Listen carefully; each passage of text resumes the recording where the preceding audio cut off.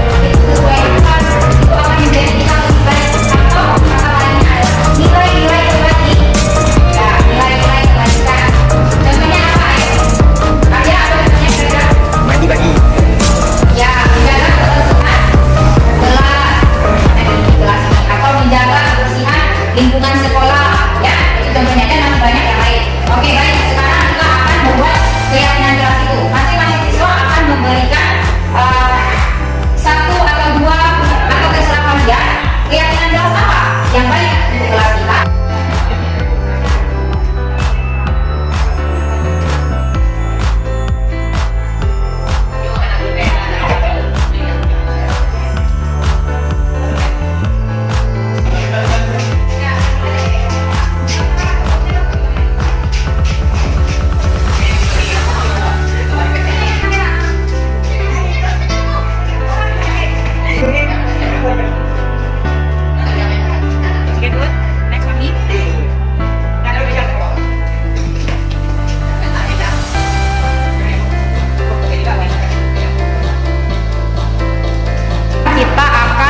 Menyimpulkan bersama-sama dan akan menyepakati nilai-nilai yang sudah kalian tulis tadi, ya.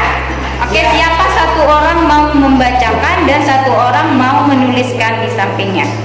Setelah nanti kita sepakati sama-sama.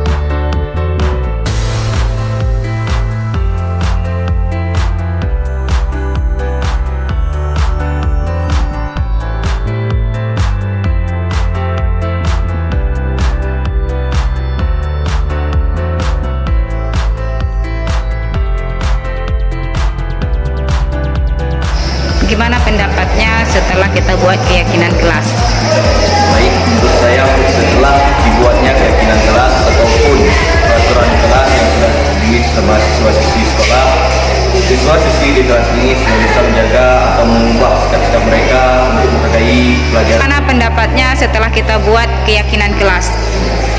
Ada disiplin, kami menjadi rajin.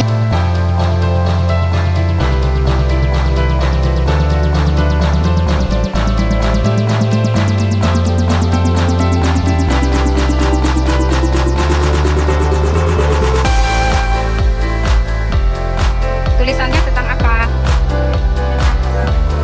Puisi ya? Oke, baik. Next, ada lagi? Cepat.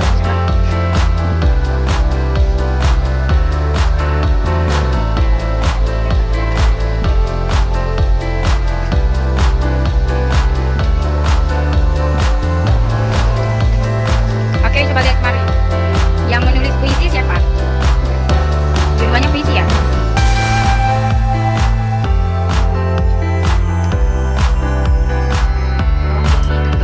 Ya, sebagian itu.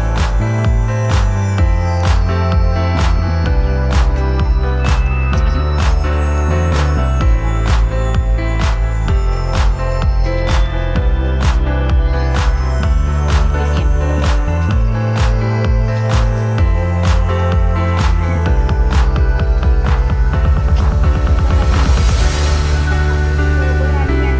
Misalnya dalam seminggu sekali kita adakan Jumat. Dalam minggu ini kita adakan setiap hari. Sekolah pada jam 10 mulai dari tanggal 20 sampai 21. Sekian. Terima kasih atas perhatiannya. Kegiatan ini akan berlangsung selama 1 Desember dan Desember dari sekian dulu sampai kita hari ini. Mohon maaf apabila kekurangan dan kesalahan dari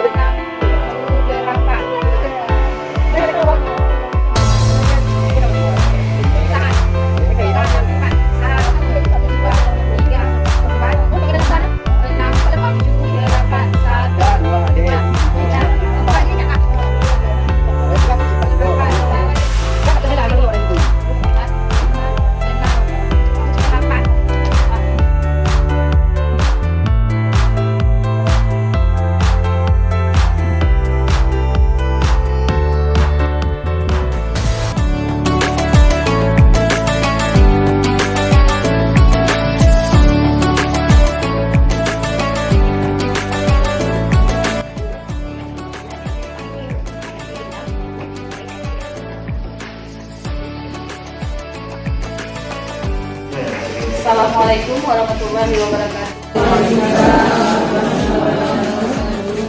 Kita lanjut teori yang ketiga itu tentang motivasi perilaku manusia dan teori kebutuhan dasar yang akan dipaparkan oleh Ibu Alfiatun SPJ. Kepada Ibu Alfiatun silakan. Terima kasih atas waktunya. Langsung saja, motivasi sebenarnya tadi sudah dipaparkan oleh Ibu Zenia. Secara garis besar motivasi itu ada dua, ada intrinsik dan ekstrinsik. Namun dalam teori ini diambil dari buku Diana Gosen yang berjudul Restructuring School Discipline. Dia di sini menyatakan ada 3 alasan motivasi perilaku manusia. Yang pertama, untuk menghindari ketidaknyamanan atau hukuman.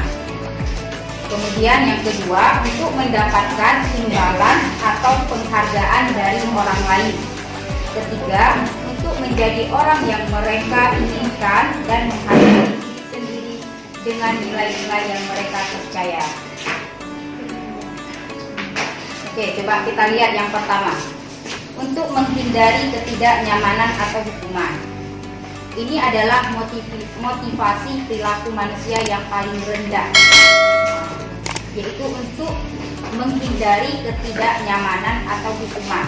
Misalnya ya, siswa datang cepat itu karena nggak mau dapat hukuman, kemudian nggak mau dimarahi, jadi alasannya itu. Ya, itu contohnya.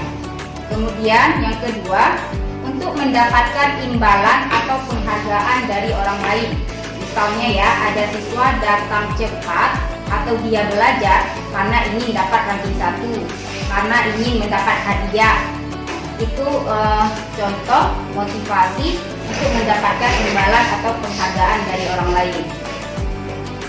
Kemudian yang terakhir, ini adalah motivasi yang diharapkan, motivasi intrinsik ya, yaitu untuk menjadi orang yang mereka inginkan dan menghargai diri sendiri dengan nilai-nilai yang mereka percaya.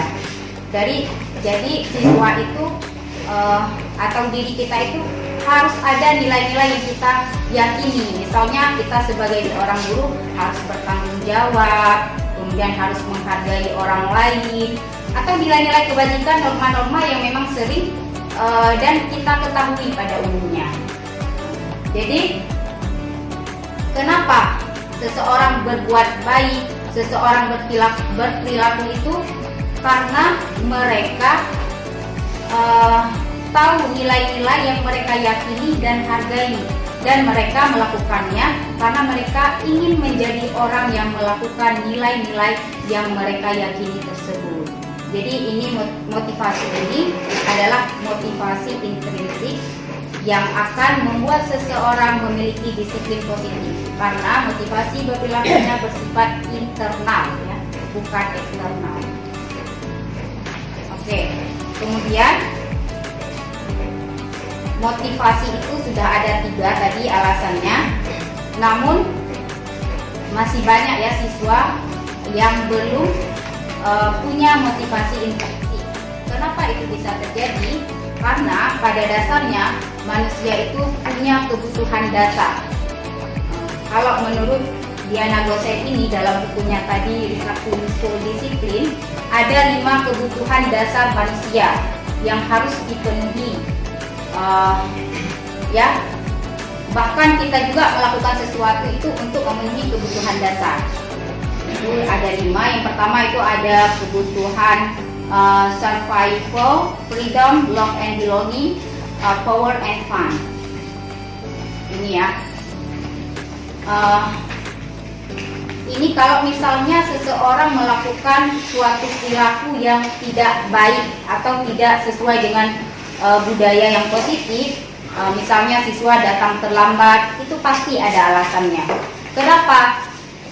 Itu tergantung siswa itu masalahnya apa, kebutuhan apa yang ingin dia penuhi. Apakah karena dia nggak ada orang tua, mungkin nggak ada yang bangunin. Kalau misalnya alasannya seperti itu berarti masuk ke cinta dan kasih sayang, tidak ada yang memperhatikan. Ya. Kemudian ada juga kejadian di dalam kelas, ada siswa sampai memukul kawannya. Kenapa? Karena dia nggak mau patuh kepada perintahnya. Itu masuk ke power, penguasaan. Ada seseorang perlu memenuhi kebutuhan dasarnya itu tentang mungkin yang jiwanya pemimpin ya, yang jiwanya penguasa, jadi akan mudah marah sehingga terjadi hal-hal yang tidak diinginkan. Kemudian ada siswa yang melakukan sesuatu itu untuk memenuhi kebutuhan freedom atau kebebasan. Misalnya dia nggak mau terikat dengan seseorang, dia nggak mau ini sehingga terjadi sesuatu, maka itu dia untuk memenuhi kebutuhan kebebasannya. Kemudian ada juga kasus di dalam kelas, misalnya ada siswa yang membuli kawannya. Kenapa? Pas kita tanya, ternyata dia hanya ingin bersenang-senang aja. Berarti itu dia ingin memenuhi kebutuhan dasarnya, yaitu tentang fun atau kesenangan. Kemudian yang paling utama nih ya, misalnya ada siswa kita yang dia bolos sekolah sampai berhari-hari. ketika kita tanya kenapa ini bolos sekolah, ternyata dia menjawab, ibu saya sakit, tidak ada yang mencari nafkah. Jadi itu berarti dia ingin memenuhi kebutuhan survival atau bertahan hidup. Ya, itu biasanya yang paling pokok. Jadi kita sebagai guru memang harus mengetahui kebutuhan dasar apa yang perlu yang dipenuhi oleh siswa kita, sehingga kita bisa melakukan metode atau teknik atau apapun dalam mengajar. Mungkin hanya itu yang dapat saya sampaikan. Kami kembalikan ke Bu Moni. Terima kasih kepada Ibu Alfiatun yang sudah memaparkan dua teori tentang motivasi dan kebutuhan dasar. Kita lakukan ice briefing dulu. Saya minta 3 orang perwakilan dari guru, 3 saja untuk mewakili. Ini sudah ada 3 orang. Tugas Anda itu yang pertama mengepalkan salah satu tangan Anda. Seperti dikatakan, mengepalkan salah satu tangan Anda. Kemudian Anda bayangkan di dalam kepala ini itu adalah sesuatu yang sangat berharga. Rahasia. Ya? Sifatnya rahasia, kemudian sangat berharga. Ya, bisa dibayangkan. Kemudian datang satu orang kawannya. Suruh datang Datang satu kawannya. datang lela Datang salah satu kawannya. Kemudian mencoba membuka kepalan tangan tersebut. Anda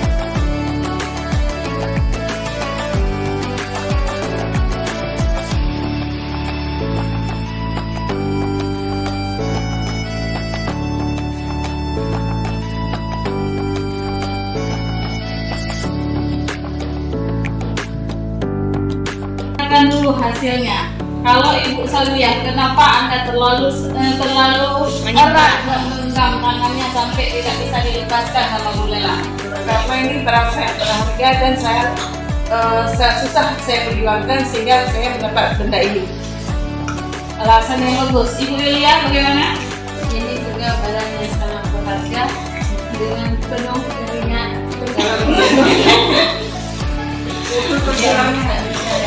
Kenapa Anda bisa melepaskan sampai bisa terbuka ini tangan? saya sudah mempertahankan saya menjanjikan yang sangat dilepaskan. Inilah contoh paradigma kita. Inilah merupakan paradigma yang kita anggap, misalnya tadi kan sudah digabungkan antara perubahan paradigma, disiplin positif, sama motivasi, sama kebutuhan dasar. Contoh seperti yang dibilang Bu Anton tadi, ada kebutuhan dasar dari si anak. Misalnya dia, kenapa kamu datang terlambat? Kenapa kamu melakukan ini? Dia punya ingin ada sesuatu yang harus dibutuhkan, ada kebutuhan dasar dia. Makanya dia berpegang teguh. Inilah paradigma ya. Bagaimana cara kita mengubah paradigma inilah yang diharapkan sebagai guru penggerak. Inilah paradigma. Misalnya kita bilang ini kalau kamu terlambat nanti saya hukum. Itu paradigma kita. Kita sudah terpegang. Kalau misalnya dia telat, tetap kasih hukuman. Seperti alasan Bu ini kan, Bu Salwiah tadi alasannya dia terlalu menggenggam karena sesuatu yang berharga. Saya nggak akan melepaskan ini. Saya akan tetap mempertahankan. Inilah kita satukan 1, 2, 3 ini muncul perubahan pada paradigma. Sesuatu yang sudah kita genggam erat belum tentu betul, dan sesuatu yang kita genggam erat itu juga belum tentu salah. Ya, jadi kita mencoba dari 1, 2, 3 ini untuk perubahan paradigma. Inilah cara kita membuat pembebasan budaya positif di sekolah. Dengan kita satukan ibu-ibu ini, bapak-bapak ibu, kita buatlah nanti ada pengentasan budaya positif. Terima kasih, mohon duduk kembali. Keren, ibu penggerak.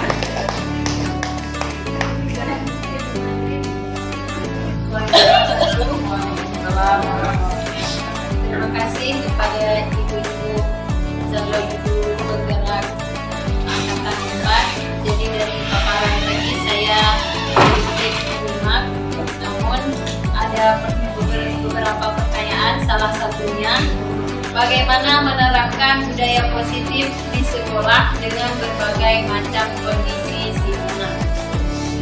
Terima kasih. Assalamualaikum warahmatullahi wabarakatuh. Sampaikan bahwa kalau anaknya kesalahan dan kita juga di depan rumahnya. Jadi bagaimana juga ya, mohon penjelasan. Assalamualaikum warahmatullahi wabarakatuh. Oke, Kak. Terima kasih atas pertanyaan Bapak Ibu. Kami mencoba menjawab. Yang pertanyaan Ibu Yuliawati tadi, akan dijawab oleh Ibu Alfiatun. Oke, baik. Tadi pertanyaannya tentang bagaimana menerapkan budaya positif dengan berbagai kondisi si anak. Memang kita bertanya ya dalam pikiran kita, bagaimana cara kita menerapkan budaya positif dengan cara apa yang jitu. Kalau di sini kami diarahkan yang pertama dilakukan itu adalah membuat keyakinan kelas. Kenapa keyakinan kelas?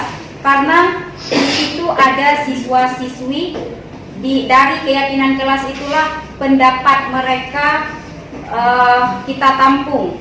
Jadi keyakinan kelas itu mereka sendiri yang ciptakan. Nah, kemudian bagaimana lagi setelah mereka menciptakan keyakinan kelas dan apabila dilanggar, maka kita akan melakukan yang namanya restitusi. Itu dilakukan guru dengan siswanya. Bagaimana nanti itu ada langkah-langkahnya seperti yang tadi sudah dijelaskan. Mungkin nanti ada pertanyaan selanjutnya yang akan dijawab oleh Bu Muklisa. Kemudian untuk menciptakan budaya positif itu, kita sebagai guru juga harus bisa mengontrol tadi ya, mengontrol dengan posisi kontrol manajer ya. Artinya kita bisa menjadi seorang teman buat siswa kita juga bisa mengawasi. Jadi kita betul-betul bijaksana, kita juga kita bisa jadi pengawas seperti itu. Betul-betul menganggap siswa itu seperti teman sendiri, atau kalau misalnya kita punya anak kita sendiri, memang harus seperti itu. Kemudian motivasi tadi kita juga sebagai guru harus paham motivasi apa ini, kemudian kebutuhan dasar apa yang ingin dipenuhi. Jadi seperti itu. Hal-hal yang baik yang pertama itu dari kelas diciptakan oleh siswa itu sendiri. Kemudian kita kontrol sebagai guru, yaitu kita sebagai fasilitator atau moderator, kita juga bisa menjadi kawan buat mereka. Jadi mungkin itu yang dapat saya sampaikan. Mungkin kawan lain mau menambahkan, silakan. Atau bagaimana, sudah memahami Ibu Lia? Ya, terima kasih atas jawabannya Bu Atun. Jawaban yang sangat luar biasa. Terima kasih. Kemudian soal selanjutnya, pertanyaan selanjutnya itu di mana kita tegur anak ketika si anak itu berbuat salah. Tadi pertanyaan Bu Rohana ya, coba dijawab. Bu Denia akan memaparkan jawabannya. Oke, terima kasih.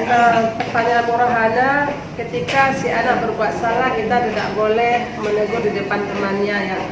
Akan tetapi pertanyaannya, di mana kita harus menegur anak ketika dia sudah berbuat salah? Ya, tadi sudah dipaparkan. Ketika siswa itu berbuat kesalahan, kita tidak boleh menegur di depan kawannya. Kenapa demikian? Karena ada beberapa alasan. Bisa jadi si anak nanti dia akan minder, malu. Mungkin dengan rasa malu itu bisa dia nggak mau sekolah. sekolah sampai beberapa hari atau mungkin sampai seminggu gara-gara kita tegur tadi di depan temannya. Itu hal seperti itu, untuk menghindar hal seperti itu, maka langkah daripada disiplin positif ini, kita menegur si anak, panggillah dia ke ruang guru atau ke ruang bimbel, itu terserah kita. Kemudian kita komunikasi sama dia. Kita tanyakan dulu yang pertama, kamu sudah berbuat begini-begini ya? Iya. Tahu nggak, kembali lagi kita ke keyakinan kelas. Karena kita sudah buat keyakinan kelas, maka kesalahan yang kamu lakukan itu apakah kamu sudah tidak dengan keyakinan kelas? Tadi kau sudah melanggar daripada keyakinan kelas tadi. Ketika si anak sudah tahu, oh iya saya sudah melanggarnya, maka disitulah kita proses restitusi. Dia menstabilkan siswa dulu. Tadi kita bertanya bagaimana begini begitu ya. Nah setelah itu kembali kita arahkan. Jadi hal seperti ini tidak boleh diulang kembali anak ya. Maka dia akan merasa iya bu. Kemudian kita tanya bagaimana pendapat kamu setelah ibu tegur ini. Maka dia akan menjawab merasa senang dengan teguran kita. Artinya dia tidak malu dengan teman-temannya. Cukup hanya kita berdua saja yang tahu masalah ini. Jadi siswa dia akan merasa lebih dihargai. Maka dia akan sangat berterima kasih pada kita. Insya Allah dia tidak akan lagi berbuat kesalahan. Intinya tidak boleh ditegur di depan teman, tapi panggillah dia ke ruang bimbel atau pribadi kita, kemudian di situ kita stabilkan dulu dia, tanyakan ke keyakinan kelasnya, apakah sudah membuat pelanggaran atau tidak. Setelah itu, maka dia pasti akan berterima kasih sama kita.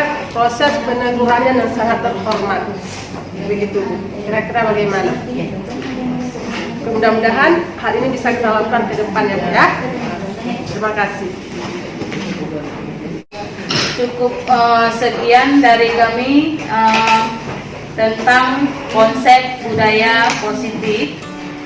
Mari ciptakan budaya positif demi kemajuan sekolah kita.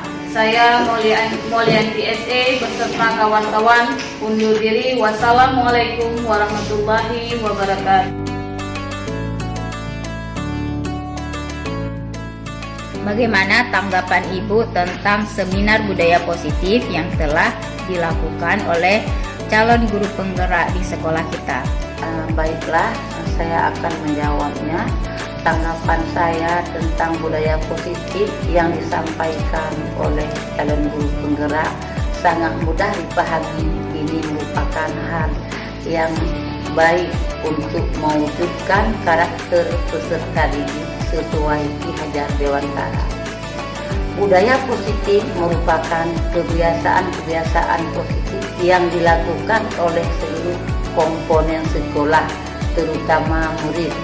Untuk mewujudkan itu, kita bisa memulai dengan membuat keyakinan kelas yang berisi tentang nilai-nilai kebajikan yang akan dilaksanakan untuk menciptakan kondisi kelas impian yang aman, nyaman, dan menyenangkan. Jika ada siswa yang melanggar, maka akan dilakukan restitusi. Semoga calon guru penggerak di sekolah kami, yaitu Ibu Muklisa, Ibu Alfiatun, Ibu Zainiyah, dan Ibu Maulianti, sukses terus. Dan mari sama-sama kita wujudkan budaya positif untuk mewujudkan profil pelajar Pancasila.